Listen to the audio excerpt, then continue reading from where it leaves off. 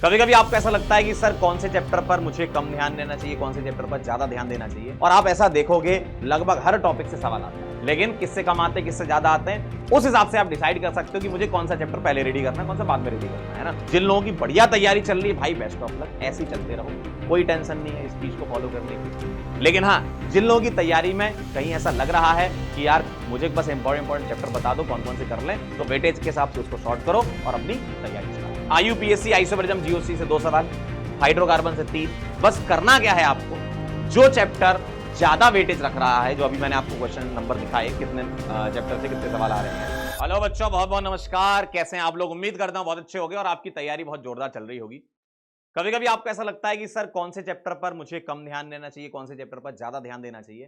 तो less important chapter की बात करें तो आप अपने हिसाब से डिसाइड कर सकते हैं। हो सकता है कि आपका चैप्टर रेडी हो गया हो और मैं अभी आपको बता रहा हूं कि ये लेस इंपॉर्टेंट था, तो आप घबरा जाओगे, तो टेंशन नहीं लेना।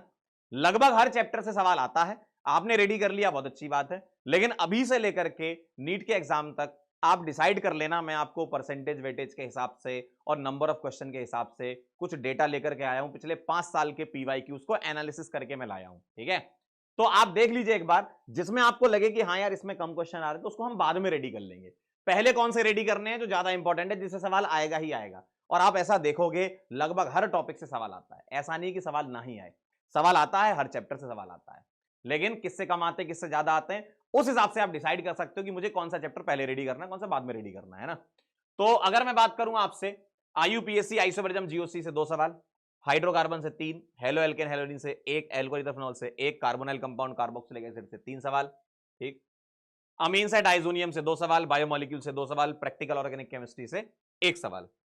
इधर देखेंगे मोल कॉन्सेप्ट से 2, एटॉमिक स्ट्रक्चर से 2, इक्विलिब्रियम से 2, थर्मोडायनामिक्स से 2, रेडॉक्स रिएक्शन से 1, सॉल्यूशन से 1, इलेक्ट्रोकेमिस्ट्री से 2, केमिकल काइनेटिक्स से 2। यूजुअली ऐसा देखा गया है कि इतने सवाल आते हैं। पीरियड टेबल से 1, केमिकल बॉन्डिंग से 2, डी ब्लॉक एफ ब्लॉक से 2, कोऑर्डिनेशन से 2, पी ब्लॉक से 2, ठीक है। तो इस तरीके से कुछ चैप्टर्स थे। अब अगर मैं आपसे बोलूं कि क्या हर चैप्टर करना है, आपके दिमाग में आता है क्या हर चैप्टर करना है, क्या हर चैप्टर रेडी करना है आपको मालिक, क्या हर चैप्टर रेडी करना है, तो लॉजिकली पूछा जाए रेडी करना है।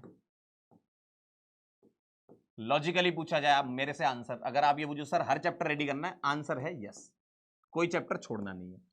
बस करना क्या है आपको, जो चैप्टर ज्यादा वेटेज रख रहा है, जो अभी मैंने आपको क्वेश्चन नंबर दिखाए कितने चैप्टर से कितने सवाल आ रहे हैं, तो आपको एक प्रायोरिटी चार्ट बना लो इस हिसाब से, ठीक है। प्रायोरिटी चार्ट बना लीजिए जिससे ज्यादा सवाल पूछे गए हैं, ठीक है, और प्रायोरिटी रखिए हाई से लो, ठीक है, हाई टू लो।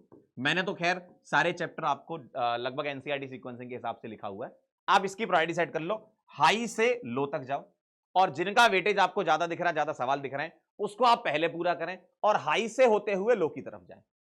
जिसमें कम सवाल आए हैं उसको आप बाद में रेडी करना है ना, ऐसा नहीं कि छोड़ के जाना है, कोई भी चीज आपको छोड़ के नहीं जाना है। आप पिछले 5 साल के पीवाईक्यू उठा के देख लो, हर चैप्टर से सवाल देखने को मिलेगा, चाहे वो प्रैक्टिकल ऑर्गेनिक केमिस्ट्री वाला चैप्टर हो, चाहे वो रेडॉक्स रिएक्शन हो, चाहे वो बायोमोलिक्यूल हो, हर चैप्टर से सवाल आता है। अब आपको क्या करना है, जैसे आप देखोगे सर हमारा ना बायोमोलिक्यूल से भी 2 सवाल आपने लिखे और अल्कोहल ईथर फिनॉल से भी 2 लिखे। अब आपको लगता है कि यार बायोमोलिक्यूल मैं जल्दी रेडी कर सकता हूं, तो आप जल्दी रेडी करने वाले चैप्टर जल्दी, कोई कहता है कि नहीं मेरे को अल्कोहल ईथर फिनॉल जल्दी रेडी कर लूंगा मैं, तो उसको रेडी कर लो।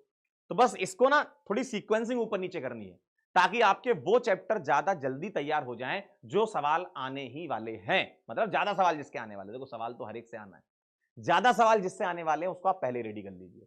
उससे क्या फायदा मिलेगा, एक तो आपका कॉन्फिडेंस बूस्ट होगा, दूसरी चीज ये जब आप पेपर देने जाएंगे तो आपको पूरा यकीन होगा कि यार एल्डिहाइड कीटोन कार्बोक्सिलिक एसिड से 3 सवाल आने हैं भाई, लिखे हुए हैं वो सवाल आ रहे हैं, तो आपको वो पहले रेडी कर लेना ना।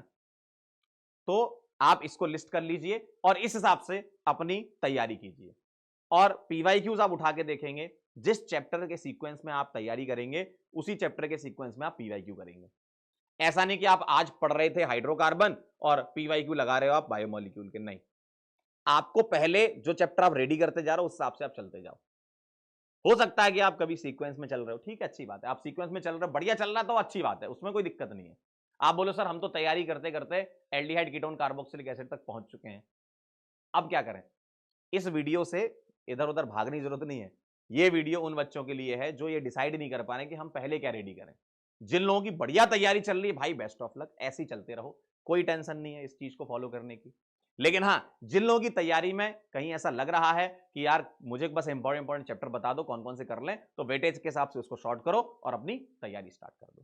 ठीक है, थैंक यू सो मच, बहुत बहुत धन्यवाद, आपने मुझे सुना और मेहनत करते रहें, मेहनत से कभी पीछे ना भागें। ठीक, और पेपर में आपको वही क्वेश्चंस देखने को मिलेंगे जो आपने क्लासेस में पढ़े हुए हैं, तो क्लास के नोट्स अच्छे से पढ़ के जाएं, पेपर बढ़िया से दें, पेपर के बाद देखेंगे कि हमें जीवन में क्या करना है। सबसे पहले इंपॉर्टेंट बात है आपकी द्वारा की गई मेहनत। आपका काम सिर्फ और सिर्फ अभी मेहनत करने का है, इनपुट देने का है, आउटपुट जो आएगा वो हम बाद में देखेंगे। पहले आप अपनी तरफ से जान लगा दीजिए, अपनी तरफ से एकदम पढ़ाई स्टार्ट कर दीजिए। अगर अभी भी आप सोच रहे हैं कि नहीं कोई जादू होगा, तो बेटा जादू नहीं होगा, मेहनत होगी बस। मेहनत से ही आप सिलेक्ट हो पाएंगे। जितनी ज्यादा मेहनत करने की अभी आप आदत डाल लें, अगर मान लो किसी कारणवश आप सिलेक्ट नहीं भी हो पाए तो भी कोई दिक्कत नहीं है, आपने मेहनत करना सीख ली है। ठीक है, लेकिन अगर आप मेरे से पूछो कि सर सबसे पहले क्या रेडी करना है, तो मैंने आपको सीक्वेंस बता दिया है। सबसे पहले इंपॉर्टेंट जिसमें ज्यादा नंबर ऑफ सवाल आए हैं उसको पहले रेडी करो, जिसमें कम नंबर ऑफ सवाल आए हैं उसको बाद में रेडी करो। समझे बात? चलिए मिलते हैं बेटा फिर, तब तक के लिए ओके बाय।